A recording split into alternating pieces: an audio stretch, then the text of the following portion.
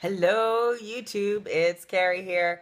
I am going to make a video on how to make chicharrones.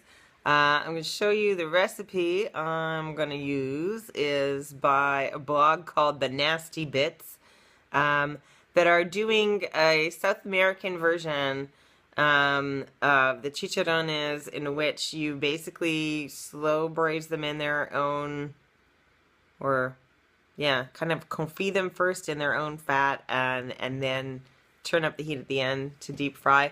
So what I did was I picked up a pork belly when I was in Toronto. I'll show you what it looks like. Unfortunately, I did not review the recipe before I started getting my stuff ready for it and realized that I had to do one extra step. So although I was going to start this last night, I had to wait until today because what they recommend you to do is to rub down the skin part of the belly with baking soda, so to tenderize it. So that way when you crisp them up, they don't get super hard. They're a little bit more tender. All right, let me show you this piece of pork belly. All right, so I'm going to show you this is my pork belly over here. Let me turn the camera around. So this is the pork belly I picked up, and so the way to deal with it is, so last night I dumped a bunch of, you can see that sort of pastiness, of baking soda on the skin side to tenderize the skin, and you should also salt it at the same time. You can salt on both sides, and that'll help draw out some of the moisture in the meat. And so we're left today with this sort of mildly seasoned and somewhat desiccated and tenderized piece of meat. So the next thing that you want to do is actually rinse that off. I'm going to be rinsing off the baking soda from that skin side and then patting it really dry.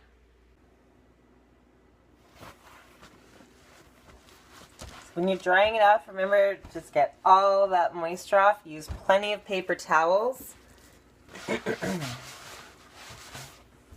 make sure to get all of the liquid that you possibly can out of the product before we go into frying it. Alright, now for the next step, we're going to dice it up. So I got my knife and let me get to dicing. So you want to cut them into sort of these small bite-sized pieces, about like this. So just go along and take your time. Use a very good knife, but the skin already should be a little bit more tenderized. You should be able to tell the difference after treating it with the baking soda. So just keep going along until you've got all of your meat cut up into cubes like this. Alright, so we are ready for our next step, in which we're going to take this non-stick wok, put that on the stove. I'm going to be putting my pork bellies in here, so let me just dump that right in there. And then what the recipe says to do is to actually fill this wok up with water, so that the meat is just covered. So that is what I'm doing next, and I'm going to turn the heat. I'll originally put the heat up a little bit higher, and then I'm going to, once it gets to like a boil, I'm going to turn it down to a simmer. Alright, and I'll show you what that looks like. Alright guys, so this is what it looks like at first. So I got, the heat was a bit higher and it was getting all bubbly, so I turned that heat down. And now I got it on simmer, just above simmer. I'm going to put it on simmer. And it just stays like that until it all just renders out. I could probably put a little bit more water on top of here. And basically as this slow cooks, that water is going to evaporate and all the fat will render out.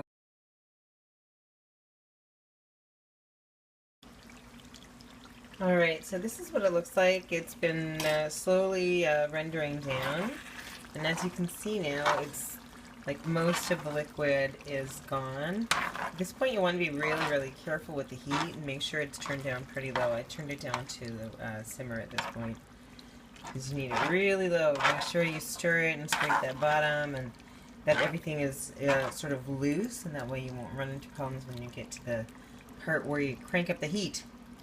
There you go.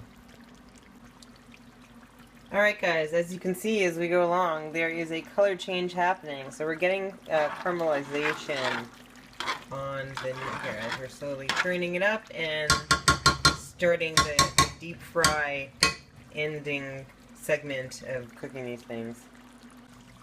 Okay guys, I just turned it up to high, and at this point you do not ever walk away from this. Do not walk away from this at this point. I don't care what happens. You can have a grease fire in your home if you walk away from this. Do not walk away. Watch it like a hawk until it is done. So I'm going to put the camera down at this point. I'll show you at the end what it looks like.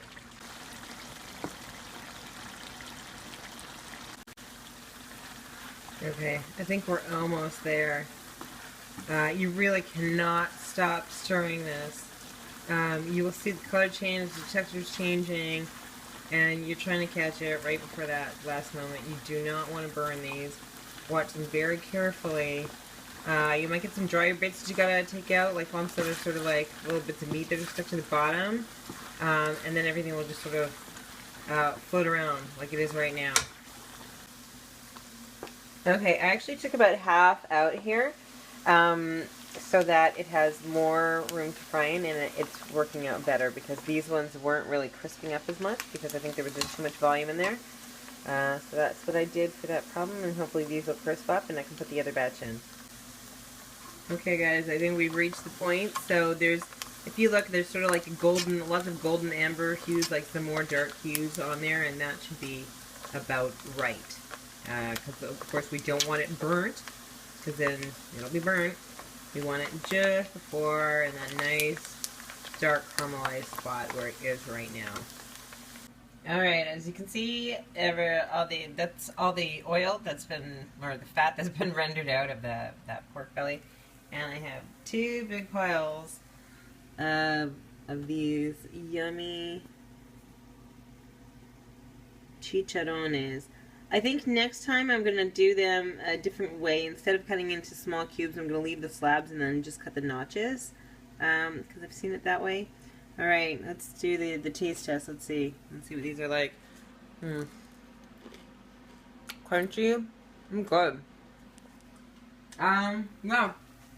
Yummy snack. Here, let me turn the camera on. Alright, so, seriously, this is pretty good.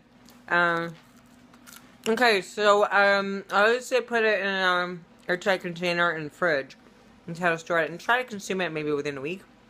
And you can put this into either things like salad or chili or whatever. Yeah, pretty good. I gotta say, I'm enjoying this snack. Yummy. Crunchy. Oh, did you hear that? That one wasn't quite as crunchy. I got one that was super crunchy. Oh. Good. Alright, so here we are, end of the video. Consensus. Sorry, I look so haggard. I'm like, wow. I think I've got like 2 big containers of this. Probably like a pound each. I don't know. One of them I did in salt and pepper. Ow. Oh, I just bit my cheek. Ow. Oh, yeah. Very crunchy though. I don't know if you can hear that. Not my cheek, the chicharrones. Yeah. And then I did the other one with Tony Chicharrones seasoning. It's seriously good. Super crunchy and yummy. Hope you guys tried it at home.